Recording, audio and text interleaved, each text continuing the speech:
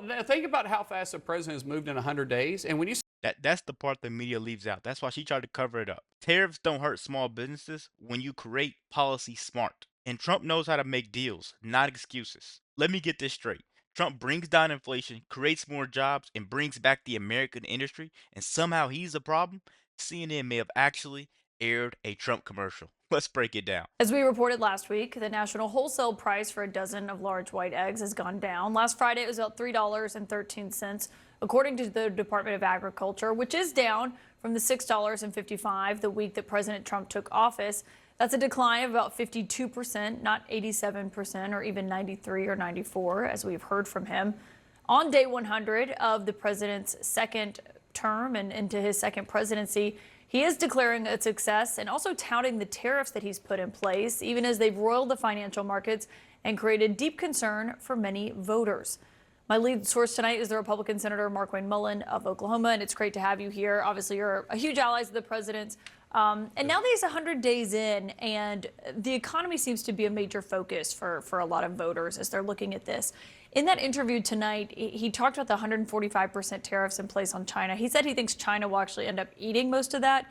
Is that how you see it, though? Well, I do. I think China has to have us. If you start looking at the economy is strong. Caitlin, I know the voters are looking at it. You got to remember, underneath President Biden's 4 years in office, he averaged inflation at 4.95%, nearly 5%, at a high of 9.1%. Today, inflation is down to 2.4%. You start talking about optimism inside the economy.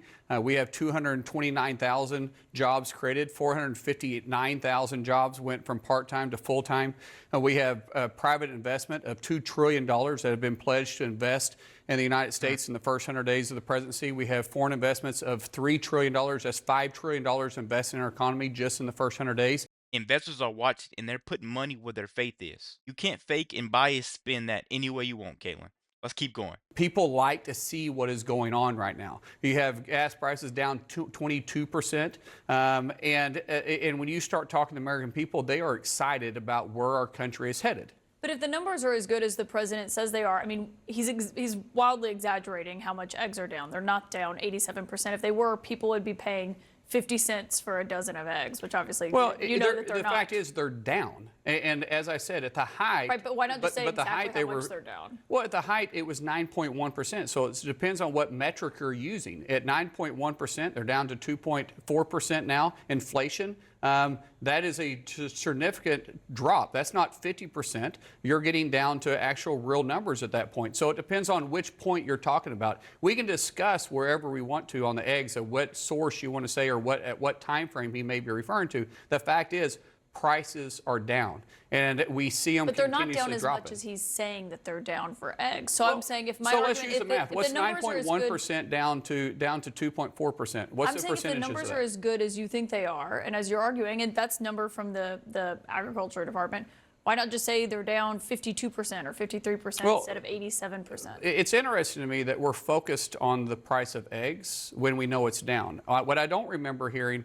is when Biden was in office and inflation was not 9.1%, about you talking about how high the prices were, or anybody, for that matter, actually saying, okay, why is inflation at 9.1%? Why are we averaging 4.95, nearly 5% of inflation? Why is it in the first 100 days? That should be the conversation. Why is it in the first 100 days that the president was able to bring down inflation to 2.4% and have $5 trillion of investment inside the United States? Why wasn't that happening in the last 4 years of the Biden administration? I think if you asked anyone in the Biden White House, they got asked about inflation all day long. It was essentially one of the only questions reporters asked them. So I don't think that that's a fair criticism.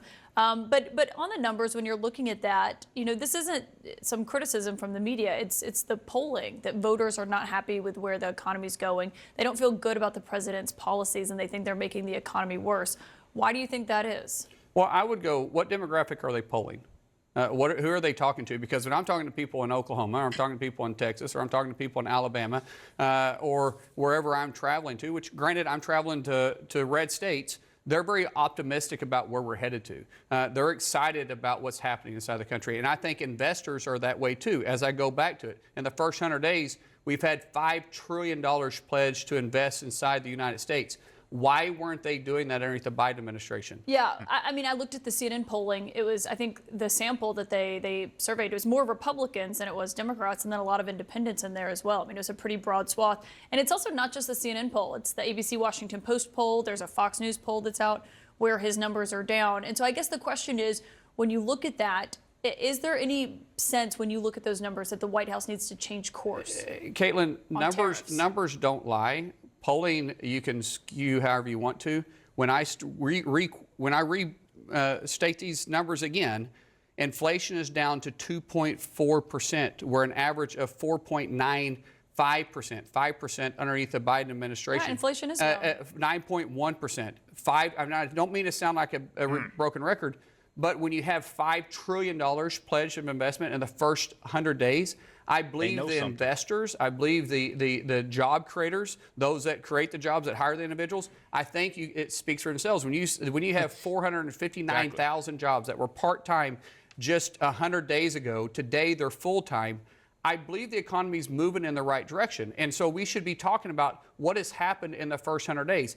Why is it that the President Trump was able to do this and Biden couldn't? The S&P 500 posted its biggest loss in the first 100 days of a presidency since Nixon in 1973. I mean, those are hard numbers. Well, think about this. Well, but think about the stock market. The stock market deals on today's news, not on the future. What the president is trying to do with the tariffs is he's trying to build a workforce for the future. We know without question that countries were taking advantage of the United States' generosity for years. But countries all across Europe, all across Asia have became wealthy on taking products that were once built inside the United States, build it in their country, and then selling it back to us and taking the dollars out. When the president said enough's enough, we're tired of countries taking advantage of us, we're going to right this ship and we're going to build a workforce for the future. The stock market didn't react the way that, actually reacted the way we expected it to, really, because they deal on today's futures, not tomorrow's futures. And that's understandable. But the market that the president is building is going to be better for the future. So people like Caitlin Collins, man, they throw the word tariff around to scare you.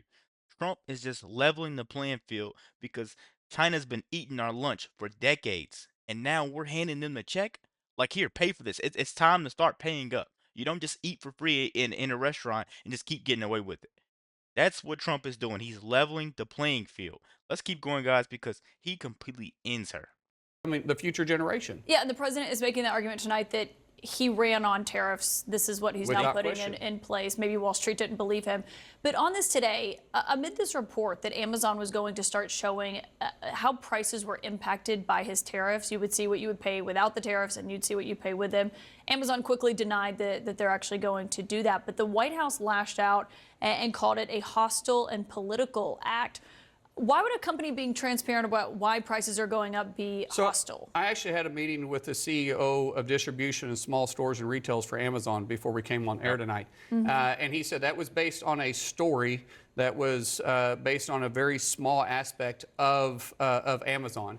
But Amazon was never doing that. And so we got into pricing, started talking about pricing, right? You started talking about how that would work. He says, we haven't increased pricing. We haven't increased pricing. We don't expect to increase pricing. We haven't seen the tariffs increase. Most retailers, major retailers, had surged up before the tariffs came in because we knew what the president had said. And so we saw a larger surge in surplus in warehouse goods than we did even over Christmas. And so the consumer is not seeing this tariff that everybody is talking about. Don't you think? Well, according to him, it'll be weeks, possibly months before you see it happen. But that's not that long from now, just a few weeks from now. I mean, well, think about how fast the president has moved in 100 days. And when you that's the part the media leaves out. That's why she tried to cover it up. Tariffs don't hurt small businesses when you create policy smart. And Trump knows how to make deals, not excuses. Let's keep going. Say just a few weeks. I didn't say a few weeks. I said weeks, possibly months. When you start talking about what the president has accomplished in the first 100 days, can you imagine what he can do in the next 100 days? We're talking about 90 days if you want to start about months. We're talking about 90 days from now, 3 months from now. What else can happen? I have enjoyed where the direction the president is taking. On the premise of, I mean, okay, so in 6 weeks we could see prices go up. I don't think it'll be 6 weeks. It'll be past that. So when should voters, do you think, be prepared for? I don't think you got to be prepared for it. I think you're going to see a deal made. Countries need to do business with our economy. They want to do business with our economy. Think about what's the products made in China. Who needs economies worse? China, 40% of all their manufacturing goods that they make today are sold inside the United States. But you yourself acknowledged the last time you were here, a tariff is a tax that is passed on to consumers. You've said that pretty bluntly. The question, I think, that was raised today is, why is it the responsibility of a CEO or someone who owns a company to shield the White House from the cost of their policies by not raising prices? What do you mean shield? That's what a business owner does. We prepare for the markets ahead. But all businesses are not going to eat these prices. You don't think that, right? I never said they were going to eat the prices. I think some of them will be able to absorb some of them, but the retailer can't. The manufacturer can. So the margins at a retail store is much, much smaller than the margins at a manufacturing plant. So a lot of them can be absorbed from the manufacturer, and I believe they will absorb some of them. But you don't expect a retailer, when they're working off 2, 3, or at the top 6% margins, to be able to absorb that. It should be consumed at the manufacturing level, though, which is why we're trying to bring manufacturing jobs back to the United States. Which and that's is what President Trump is doing. A years-long endeavor and something that is not done in a few weeks or But months. trade deals can be done, and the president is absolutely the best president we've ever had to right this ship on unfair trade practices that the countries have taken advantage of. And the president, no one can work a deal better than President Trump. We're staying on top of it closely. None have been announced so far. Senator Mullen, thank you for coming on tonight. Absolutely. So Caitlin Collins wanted to make Trump look like a liar, but instead they reminded us how bad things actually got under Biden and how fast they're turning around. You don't have to like Trump, but you have to respect the results. Let me know what you guys think about this quick video. Be sure to like, comment, subscribe if you're new, and as always, let me know what you react to. We're out.